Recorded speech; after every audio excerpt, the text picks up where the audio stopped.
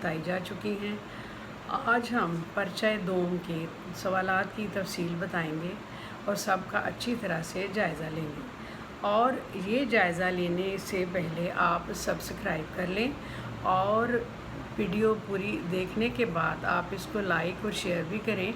और अगर आपके जहन में कोई सवालात पैदा आते हैं तो आप उनको कमेंट्स में भी लिख सकते हैं। अब आते हैं पर्चा दोम के सवाल नंबर 1 की तरफ। इसमें 5 मुहावरात दिए जाते हैं।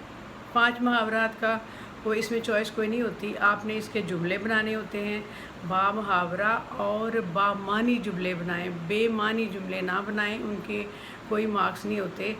जैसे मैं एक मिसाल में बताती हूँ आपको। पिछली बार एक जुमला आया बच्चों को कि पेट काटना। अब इसका मतलब एक बच्चे ने जुमला बनाया कि डॉक्टर ने मरीज़ का ऑपरेशन करने के लिए उसका पेट काटा।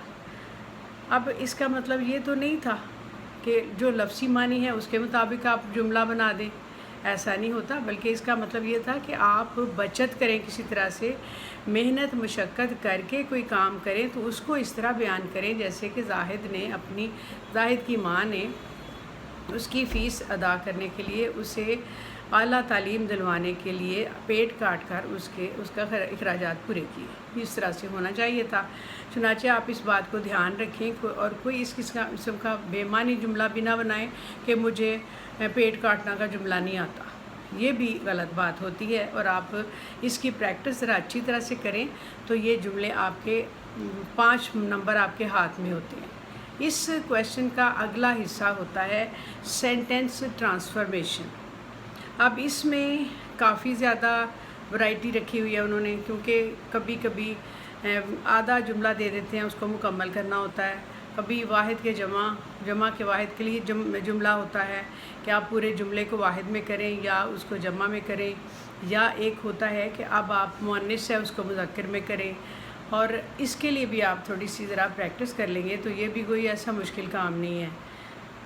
और तीसरा इसका पार्ट होता है क्लॉज पैसेज, यानी 5 नंबर का ऐसा पैराग्राफ जिसमें खाली जगह 5 होती हैं और वो पैराग्राफ आपको दिया जाता है। उसके लिए कोई तकरीबन 10, 11, 12 अल्फाज उसके नीचे पैराग्राफ के दिए जाते हैं जिनमें उसमें अल्फाज लगाने के मुतालिक अल्फाज होते हैं, लेकिन मिलते जुलते इतने होते हैं कि बच्चे यहाँ पर गलती खा जाते हैं। चुनाचे आप पैराग्राफ को 2 बार 3 बार पढ़ें। छोटा सा पैरा होता है और उसके मुताबिक नीचे से अल्फाज देखकर उसमें लगाने की कोशिश करें।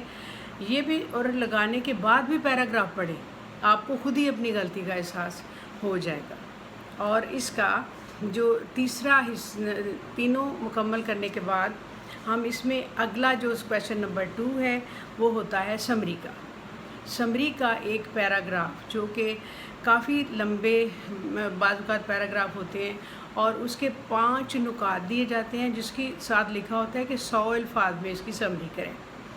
5 जो पॉइंट दिए जाते हैं उसके आपने 25-25 अल्फाज में अगर आप समरी करें तो आपके 100 अल्फाज पूरे हो जाते हैं।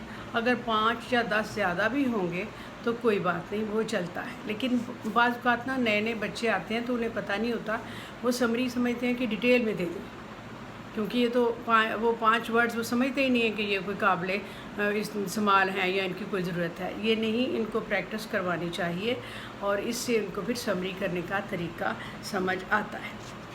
अब इसके बाद एक आखिरी सवाल रह जाता है नंबर 3। इसमें तफ़हीम है। तफ़हीम 2 अदद होती हैं। अब जिस तरह से आपको पेपर्स आते हैं, आपने देखा होगा कि पेपर में लाइनें छोड़ी होती हैं। जितने मार्क्स का क्वेश्चन है उतनी लाइनें आपने लिखनी है, उतने पॉइंट्स आपने लिखने हैं, नुकात आपके उतने होने चाहिए, तभी आपको उतने मार्क्स मिलते हैं। ज़्यादा से ज़्यादा 4 या 5 मार्क्स से ज़्यादा इसका डिटेल नहीं चाहिए होती और पैराग्राफ में से ही उसका जवाब देना होता है। बाज़ औक़ात दूसरा पैराग्राफ में आपकी राय भी पूछी जाती है, उसके लिए भी 4 या 5 लाइनें होती हैं, वो आपने उसका जवाब देना होता है। लेकिन इसके लिए भी पैराग्राफ को बहुत अच्छी तरह से पढ़ने की ज़रूरत होती है और आप उसको पढ़ के تو ٹھیک طرح سے اس کا جواب دیں اور اتنی لائنوں میں دیں جتنی لائنوں میں انہوں نے مانگا ہے. ایکسٹرا شیٹ اس کے لیے ضرورت نہیں ہوتی، نہ ہی سوال کا جواب آپ بہت زیادہ بڑھائیں. اور یہ آپ کے 55 مارکس کا پیپر ہے جس کی میں نے آپ کو ڈیٹیل بتائی ہے، اور آپ نے اس کو شیئر بھی کرنا ہے اور لائک بھی. اور انشاءاللہ اگر آپ کو کوئی اور ضرورت پڑی، آپ کو اس میں کسی اور ڈیٹیل کی ضرورت ہوئی تو آپ کمنٹس میں لکھ دیں، میں انشاءاللہ آپ کو بتاؤں گی. شکریہ.